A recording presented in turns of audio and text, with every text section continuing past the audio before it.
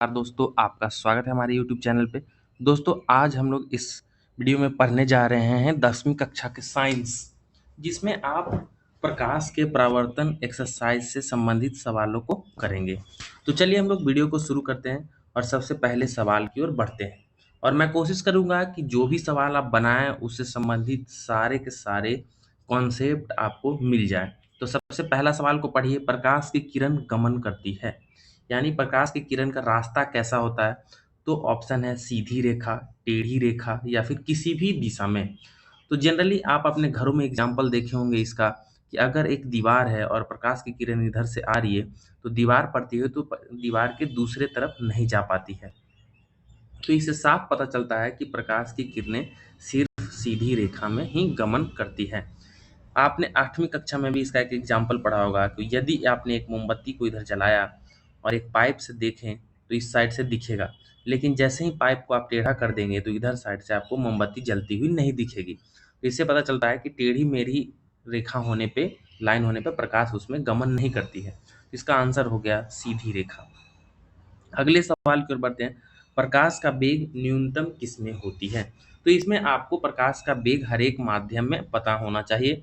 तो निर्वात और वायु दोनों में प्रकाश की किरण का स्पीड होता है 3 × 10⁸ मीटर पर सेकेंड, जबकि जल में इसका चाल होता है 2.5 × 10⁸ मीटर पर सेकेंड, और कांच में होता है 2 × 10⁸ मीटर पर सेकेंड। तो सबसे कम किस माध्यम में हुआ दोस्तों? कांच में। तो इसका आंसर क्या हो गया? कांच। अगले सवाल की ओर हम लोग बढ़ते हैं। मोटर गाड़ी के चालक के सामने लगा रहता है। मोटर गाड़ी के चालक के सामने कौन सा दर्पण लगा रहता है, ये सवाल आपसे पूछा जा रहा है। तो आप इसका आंसर बताइए। सबसे पहला आंसर है समतल दर्पण या फिर उत्तल दर्पण, अवतल दर्पण या फिर उत्तल लेंस। तो आप इसे देख सकते हैं, लेंस तो होगा नहीं दोस्तों, लेंस तो लगा हुआ नहीं रहता। अब दर्पण में बचा खेल। तो हम लोग समझ लेते हैं कि क्यों दर्पण लगाया जाता है मोटर गाड़ी के चालक के सामने। इससे आपको साफ साफ पता चल जाएगा कि कौन सा दर्पण उपयोग करना चाहिए। तो मोटर गाड़ी के चालक के सामने जो लगा हुआ मिरर रहता है, साइड मिरर जिसको कहते हैं, वो पीछे से आने वाली वाहनों को देखने के लिए लगा हुआ रहता है कि कौन सी वाहन आ रही है, उसको पास देना है नहीं देना है, कितनी बड़ी वाहन है, कितनी दूर है, ऐसा देखना है।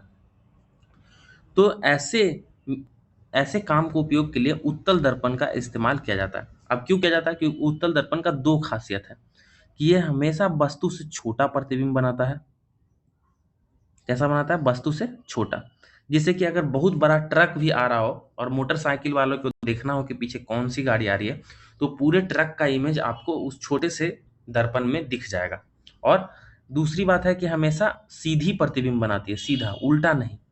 जैसे कि अवतल दर्पण काल्पनिक और वस्तु के बराबर प्रतिबिंब बनाती है। तो अगर ट्रक का इमेज देखना हो, मतलब ट्रक पीछे आ रही है, उसका अगर छवि आपको दर्पण में देखनी हो तो समतल दर्पण बहुत बड़ा लगाना पड़ेगा। तो इस वैसा पॉसिबल नहीं है। जबकि अवतल दर्पण में भी ऐसा ही है कि कभी कभी ऑब्जेक्ट उल्टा बन जाता है इमेज, और बहुत बड़ा इमेज बनता है जो कि उस दर्पण में आ ही नहीं सकता है, छोटे से दर्पण में। तो सबसे बेस्ट दर्पण इसके लिए क्या हो गया? उत्तल दर्पण। यही दोनों दोनों गुणों के कारण हम लोग उत्तल दर्पण का इस्तेमाल करते हैं। चलिए, आशा करता हूं मैंने ये कॉन्सेप्ट क्लियर कर दिया है। अगर कुछ क्लियर ना हुआ हो तो कमेंट बॉक्स में पूछ सकते हैं, फिर से मैं इसको क्लियर कर दूंगा नेक्स्ट वीडियो लाके। मोटर कार के हेडलाइट में किसका प्रयोग होता है? तो देखिए दोस्तों, मोटर कार का हेडलाइट मतलब आगे वाली जो बत्ती लगी हुई रहती है, उसमें रात्रि के समय अगर हम लोग लाइट जलाएं तो हम लोग चाहते हैं कि लाइट दूर से दूर तक पहुंचे। तो दूर से दूर तक पहुंचाने के लिए हम लोग क्या करते हैं? अवतल दर्पण का इस्तेमाल करते हैं। अब अवतल दर्पण का क्यों इस्तेमाल करते हैं? तो होता यह है कि जब भी आप, सॉरी, फिगर गलत बना। जब भी आप यदि एक अवतल दर्पण लें, ठीक है, और इसके फोकस पे कोई भी चीज़ रखें, तो इसका इमेज जो है दोस्तों इन्फिनिटी पे बनता है, मतलब बहुत दूर तक जाती है लाइट। इसलिए हम लोग क्या करते हैं कि हेडलाइट में अवतल दर्पण लगा देते हैं और उसके फोकस पे लाइट को लगा देते हैं, जिससे कि ये दर्पण से टकराती है और उसका लाइट पैरेलली बहुत दूर तक जाती है। तो इसलिए हम लोग किस दर्पण का उपयोग करते हैं? अवतल दर्पण का उपयोग करते हैं। अगले सवाल की ओर बढ़ते हैं। समतल दर्पण द्वारा बना प्रतिबिंब होता है। तो इधर देख लेते हैं इसके प्रॉपर्टी को, इसके बाद आंसर देख लेंगे। तो समतल दर्पण अगर हम लोग कोई लें, ये रहा आपका समतल दर्पण। तो अगर हम लोग इसके सामने एक ऑब्जेक्ट रखें तो दो गो किरण लेंगे, एक परपेंडिकुलर तो उसी वैसे ही वापस आ जाएगा, और दूसरा हम ले लेते हैं दोस्तों कि ये ऐसे गई और ऐसे लॉ ऑफ रिफ्लेक्शन पालन करते हुए आ गई। तो अगर आप इसको आगे बढ़ाइएगा तो ये आपका इमेज बन गया। तो कैसा इमेज बना, हम लोग क्या किए, रे जो था, किरण जो था, उसको डॉट डॉट करके पीछे बढ़ाए, जबकि वो दर्पण के पीछे गया ही नहीं था। तो जब भी हम लोग ऐसा करें कि दर्पण के पीछे किरण नहीं गया हो, लेकिन हमने अपने कल्पना में मान के उसको पीछे तक किए हैं, तो ऐसा इमेज जो बनता है उसको हम लोग क्या कहते हैं, काल्पनिक इमेज। तो समतल दर्पण में हमेशा काल्पनिक इमेज बनता है, मतलब काल्पनिक प्रतिबिंब बनता है। और साथ ही साथ देख रहे हैं दोस्तों, वस्तु के बराबर बन रहा है, और जितना दूरी वस्तु का है दर्पण से, उतना ही दूरी इमेज का भी है दर्पण से। तो ये तीन गुण हो गए समतल दर्पण के प्रतिबिंब का, कि वस्तु के समान ऊंचाई का, दूसरा वास्तव काल्पनिक, और तीसरा दर्पण से समान दूरी पे। तो इसका आंसर क्या हो जाएगा दोस्तों, काल्पनिक। अगले सवाल की ओर बढ़ते हैं। लेंस की क्षमता का एसआई मात्रक होता है। तो लेंस की क्षमता क्या होता है, सबसे पहले आपसे अगर डिफिनेशन पूछ दे कि लेंस की क्षमता क्या है, किसको कहते हैं, तो लेंस की क्षमता का अगर आपसे परिभाषा पूछे तो आप क्या बोलिएगा कि किसी भी लेंस का कन्वर्जिंग, मतलब सारे लाइट को एक जगह जमा करने की क्षमता, या फिर डाइवर्जिंग, मतलब सारे लाइट को दूर फैलाने की जो क्षमता होती है। लेंस क्या करती है कि या तो सारे के सारे किरण पुंज को एक जगह जमा कर देगी, इसको कहते हैं अभिसारित करना, और या तो क्या करेगी कि पूरे के पूरे एरिया में फैला देगी और फैला देगी, इसको कहते हैं अभिसारित करना। तो जितनी ज्यादा क्षमता अभिसारित या फिर अपसारित, मतलब जमा करने या फिर फैलाने की होगी, उसी को हम लोग कहेंगे लेंस की क्षमता। अब लेंस की क्षमता जो होता है दोस्तों, उसको निकालने का फॉर्मूला होता है, इधर लिख देते हैं। लेंस की क्षमता जो होता है उसको निकालने का फॉर्मूला था 1/f, जहाँ पर f क्या है, फोकसांतर, और इसको हमेशा मीटर में रखते हैं। तो अगर हम लोग लिखें तो 1/मीटर, यहाँ पर लिखेंगे तो मीटर यूनिवर्स, और इसी को कहा जाता है डायोप्टर। तो लेंस का क्षमता का मात्रक क्या हो गया, डायोप्टर। ठीक है, अगले सवाल की ओर बढ़ते हैं। प्रकाश की किरणों का पथ दर्शाने वाले चित्र को कहते हैं, मतलब ये जो बार बार हम लाइन खींच खींच के प्रकाश को दिखा रहे हैं उसको क्या कहते हैं, तो उसको हम लोग कहते हैं किरण आरेख। ठीक। 2D मतलब 2 डायोप्टर क्षमता वाले लेंस का फोकसांतर क्या होगा, मतलब इस बार आपको पावर ऑफ लेंस दे दिया है कितना, 2D। ठीक है, और आपको फोकस निकालना है। तो अभी हमने फॉर्मूला बताया कि पावर बराबर होता है 1/f। तो पावर आपको दिया हुआ 2 बराबर 1/f, तो यहाँ से f बराबर हो गया 1/2, और ये हमेशा किस में आता है, मीटर में आता है। ठीक है, तो फोकस लेंथ जो हो गया आपका मीटर में होगा 1/2 मीटर। इसको अगर लिखेंगे सेंटीमीटर में तो हो जाएगा 50 सेंटीमीटर। आधा मीटर कितने बराबर होगा, 50 सेंटीमीटर। तो ये हो गया आंसर 50 सेंटीमीटर। अगले सवाल की ओर बढ़ते हैं। किसी उत्तल लेंस का फोकसांतर 50 सेंटीमीटर है, तो क्षमता क्या होगी। तो अभी देख लिए कि 50 सेंटीमीटर, तो क्षमता क्या हो रहा है, 2 डायोप्टर, वो भी प्लस में, क्योंकि फोकसांतर प्लस में दिया हुआ है। कि प्लस में क्यों दिया हुआ है, क्योंकि उत्तल लेंस का फोकसांतर हमेशा प्लस में ही होता है, याद रखिएगा। और अवतल लेंस का फोकसांतर हमेशा क्या होता है, माइनस में होता है। ठीक है, ऐसा क्यों होता है, इसके पीछे भी रीजन है। जैसे उत्तल लेंस जो होता है उसका फोकस लेंस दाएं तरफ होता है, जबकि अवतल दर्पण जो होता है, अवतल लेंस जो होता है उसका फोकस बाएं तरफ होता है। तो बाएं तरफ हमेशा नेगेटिव लेते हैं और दाएं तरफ हमेशा पॉजिटिव लेते हैं। इसका फोकस लेंथ इधर होता है और इसका फोकल लेंथ इधर होता है। ठीक है, इसलिए अगले सवाल की ओर बढ़ते हैं। प्रकाश से किरणों के समूह को कहते हैं, मतलब बहुत ज्यादा सारा किरण एक साथ जोड़ देंगे तो इसको क्या कहेंगे दोस्तों, किरण पुंज। क्या कहते हैं, किरण पुंज कहते हैं। उत्तल उत्तल लेंस की क्षमता होती है, अब बताना उत्तल लेंस की क्षमता प्लस में होती है या माइनस में होती है। तो पावर बराबर होता है 1/f, और उत्तल लेंस का फोकस जो होता है हमेशा प्लस में होता है, क्योंकि वो दाईं तरफ होती है, अभी बताएं। तो इसलिए इसका ये तो फोकस जो होगा हमेशा पॉजिटिव में होगा, तो पावर भी क्या आ जाएगा, पॉजिटिव में आ जाएगा। तो क्या हो जाएगा, धनात्मक होती है। अवतल लेंस की क्षमता तो ऋणात्मक, क्योंकि इसका फोकस क्या होता है, निगेटिव में होता है। तो पावर अगर लिखें तो 1/नेगेटिव ऑफ एफ, फोकल लेंथ, फोकसांतर, तो क्या आ जाएगा, पावर नेगेटिव में आ जाएगा, तो इसका क्या हो जाएगा, ऋणात्मक।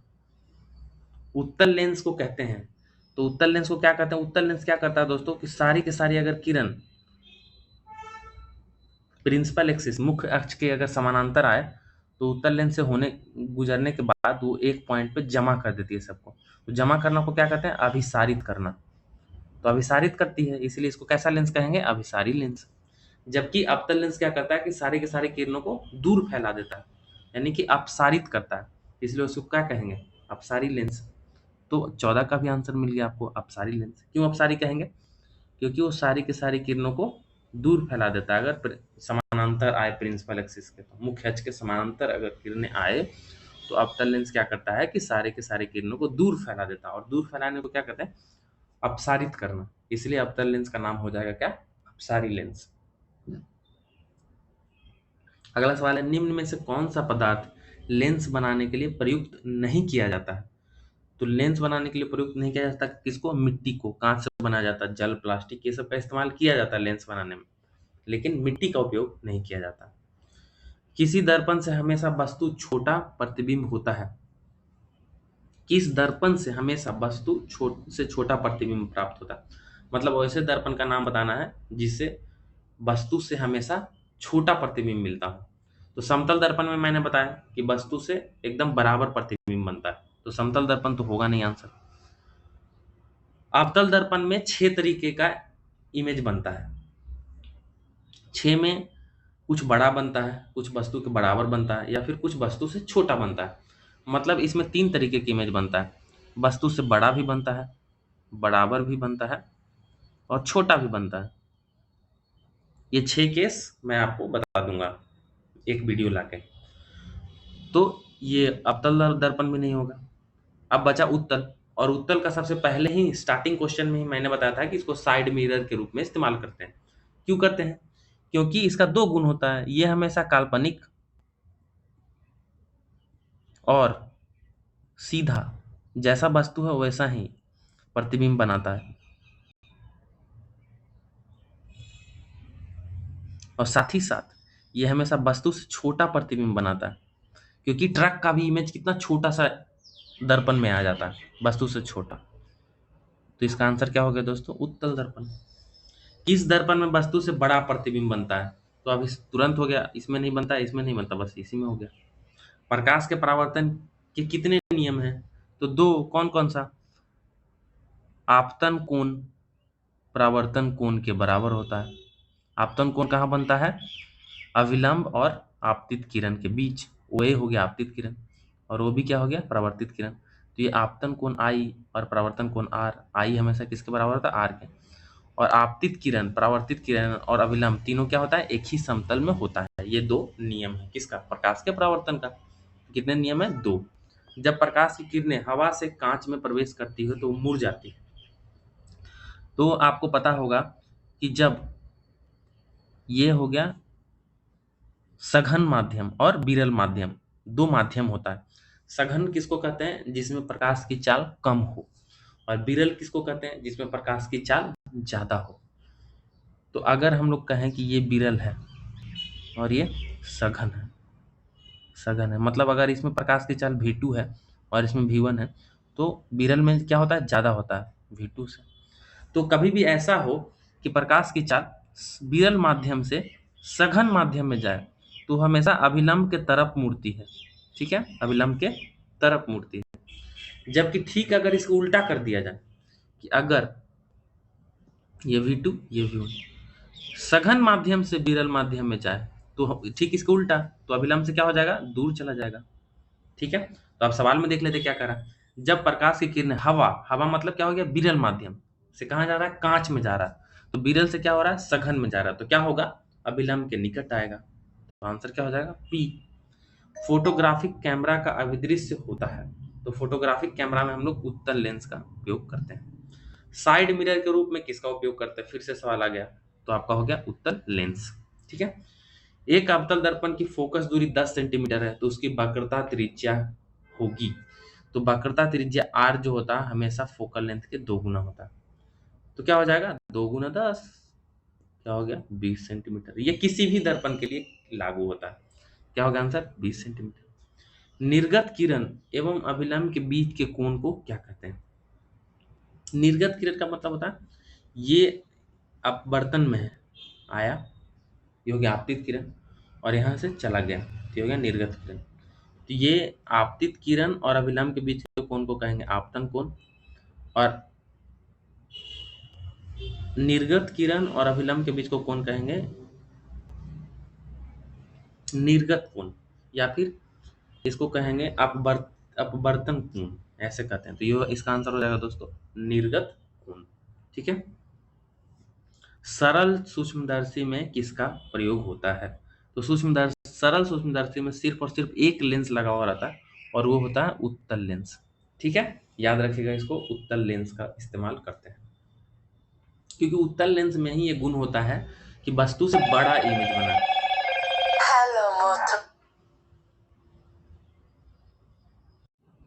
आज का आखिरी सवाल, बाकी बचे हुए सवाल को हम लोग नेक्स्ट वीडियो में करेंगे, क्योंकि वीडियो फिर लंबा हो जाएगा तो आप बोर हो जाइएगा। किसी लेंस के द्वारा सिर्फ काल्पनिक प्रतिबिंब बनता है? किस लेंस के द्वारा सिर्फ काल्पनिक प्रतिबिंब बनता है, ये बताना आपको।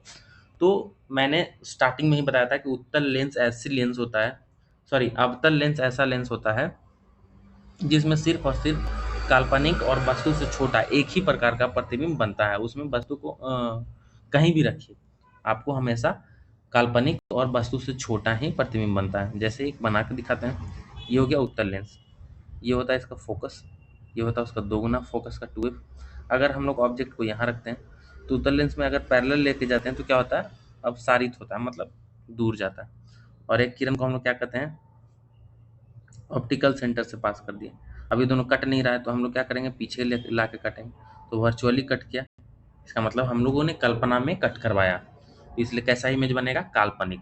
और इसमें हर केस में ऐसा ही इमेज बनता है, काल्पनिक ही। तो कौन सा लेंस हो गया, अवतल लेंस। ठीक है। और दर्पण में अगर पूछेगा तो वो उत्तल दर्पण होता है। उत्तल दर्पण में हमेशा काल्पनिक प्रतिबिंब बनता है दर्पण में, इसलिए उसको हम लोग साइड मिरर के भी रूप में इस्तेमाल करते हैं, क्योंकि वस्तु से छोटा प्रतिबिंब बनाता है। ठीक, तो ये रहा आज का वीडियो का अंत।